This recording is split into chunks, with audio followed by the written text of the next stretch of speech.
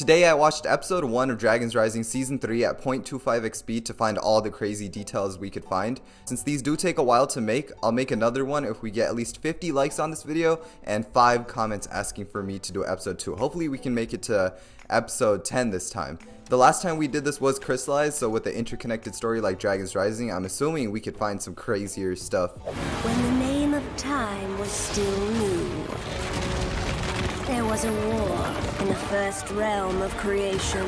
Number 1, we begin with one of Ninjago's most insane premiere scenes being Thunderfang versus the Archdragon of Chaos. Thunderfang seems to strike down a building from the City of Temples. He does a couple of buildings. This building in particular is the first one to get struck down, and when you pay attention to the Source Dragon symbol at the top and realize it matches up with the one that was missing in Lloyd's future vision when he saw a very dark future for Ninjago Dragons Rising, then you start to think this might be some kind of foreshadowing that this Source Dragon of Squiggles might be dying out sometime soon. Number 2, the lightning seems to have burnt the edges of the wood for some of these smaller structures at the City of Temple. It adds a little bit more of atmosphere. Number 3, as Thunderfang creates shakes in the ground since he is so large and huge, the lights in the background flicker in the City of Temples. However, this was right after the War of the Oni and Dragon, so I'm not sure if this is an error, because how would they have electricity so early on in the game? Or maybe these guys were just that advanced.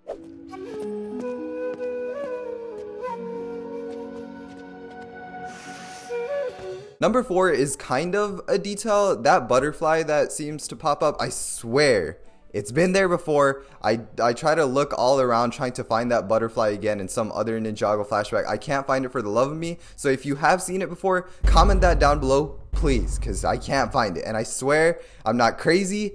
It's important. It's been around somewhere before. Those reports from the Explorers Club about someone using lightning came from right around here. It's gotta be Jay.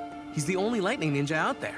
Number 5, when Kai and Nia are searching for Jay, if you pay close attention to the ground, it's actually not actual rocks and rubble, it's just an image texture overlaid onto the ground. We also see them do the same thing in Creel's junkyard to represent trash on the ground. While Dragons Rising does have more of an animation budget than Ninjago used to have, they're still stretched out pretty thin with almost like 3 or 4 new locations in almost every episode sometimes. Number 6, when Nia finally explodes at Kai because Kai keeps making that really annoying mouth noise, Nia's water seems to materialize out of the air around it, kind of absorbing the moisture, unlike Kai's, which we see later on, which just comes from within, which is what you'd usually come to expect. I'm just so worried about him. Aaron could be stuck alone somewhere with Roz and the Forbidden Five. That's like a greatest hits of evil warriors. Number 7 drove me insane. So there's a family picture of the ninja that Lloyd and Cole are looking at. The ninja are in their climber suits, which is totally fine. So we can assume this is right after they fought Cinder and right before they visited Eagle, because that is when they got their climber outfits for the first time. And then Aaron is in his usual outfits. That's forgivable. Maybe he just turned into a civilian outfit for a second. When he was baking pies, he doesn't have to wear his ninja suit all the time. Yes, the ninja also had their climber outfits before the Tournament of Sources, but Wyldfyre already had her new outfit then, and the outfit we see in the picture is definitely her old green one. But this is when everything starts to fall apart, and it's not Cole, because we can maybe assume that Cole visited them between the fight of Cinder and them going to Eagle, even though we didn't really see that in the show. Let's give them the benefit of the doubt there. However, Wyldfyre is when the tower starts toppling, because she's supposed to have a broken leg in this situation if this is between the Cinder fight and going to Eagle, which in this frame you can see how high that cast rides next to her little knee pads. And then in the picture, you can clearly see that most likely her leg cast is not there, even though her leg is a little bit obscured. But then we see Riyu here, who's a baby, but baby Riyu was not a thing in season 2 of Dragons Rising. Our first scene of season 2 part 1 already has him completely aged up, well before they had the climber suits. They're in their mech pilot suits at that point, which makes no sense, unless the ninja had the climber outfits somewhere in the background and they put them on just for this picture during season 1 of Dragons Rising after they found Cole. Number 8 is less of a hidden detail and more of an appreciation of how Ninjago is handling the writing of the characters. Lloyd and Cole are having this talk about how people are missing, and Lloyd is constantly being weighed down while Cole does frown for a little bit, but then he tries to get the spirits back up, while Lloyd kind of brings up the next part of the conversation, which weighs him down again. It's just interesting to see that difference because Cole is someone who's always been a little bit more uplifting, while Lloyd, being a little bit younger, can be affected more by all this. And then after Cole and Lloyd's conversation, Lloyd's just alone and exhales, which feels very powerful and emphasizes how lonely he is at the top, being the master of a lot of these ninja, which if you want to know more in depth about why I say that and stuff, we do have a video talking about the legendary Green Ninja, talking about Lloyd's whole story and analyzing his character. Number 9, Frack is destroying the obstacle course and tells Lloyd that hatred and strength is what he has been taught and he thinks that's the right way. And you can really see Lloyd trying to suppress his feelings of anger and not trying to completely dismiss Raz's teaching, because that's what makes the ninja better than Raz. They don't dismiss anyone. Turns out I'm terrible at baking pies.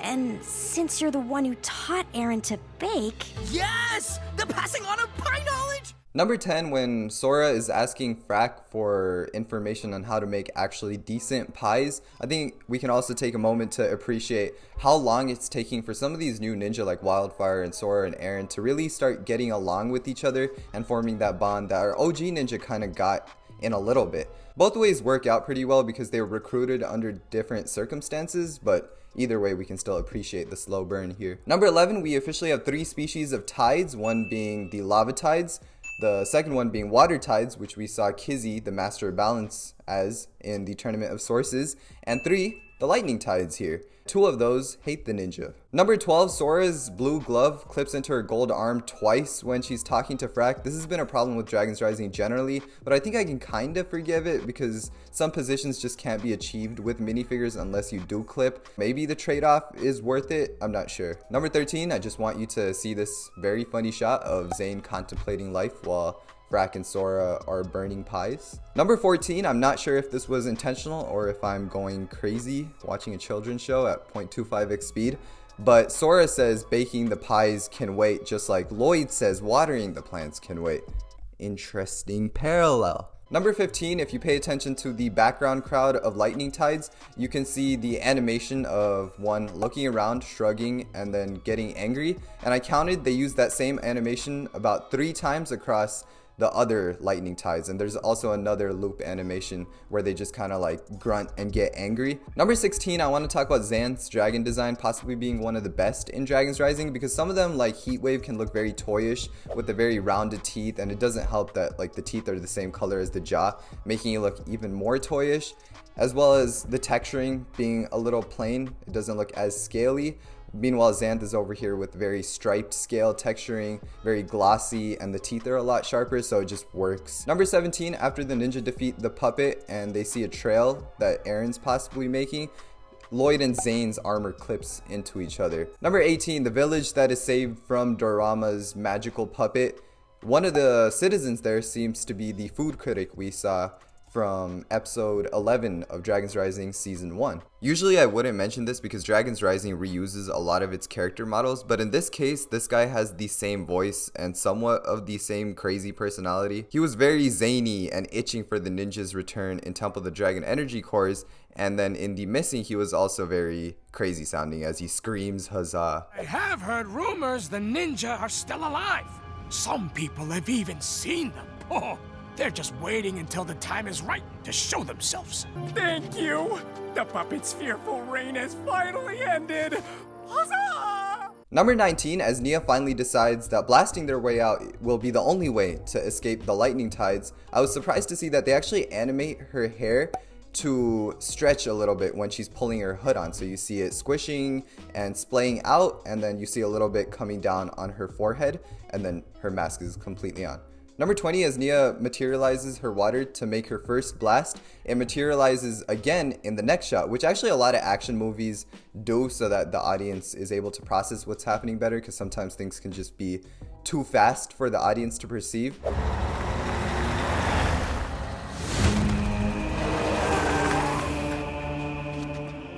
Number 21, towards the end of the episode, I came to a realization that most of this episode happens through the course of one night, apart from the first scene where Sora is handing out pies in the crossroads. While this isn't confirmed to be the exact same night, presumably it is, and I think it's a good way to tie all these quote-unquote random plot lines in a better way, because right now they're just completely loose threads that are going in their own directions, and this just makes it feel a little less chaotic. Number 22, I actually thought this was like a tumor on Rox's neck, but thankfully she's okay.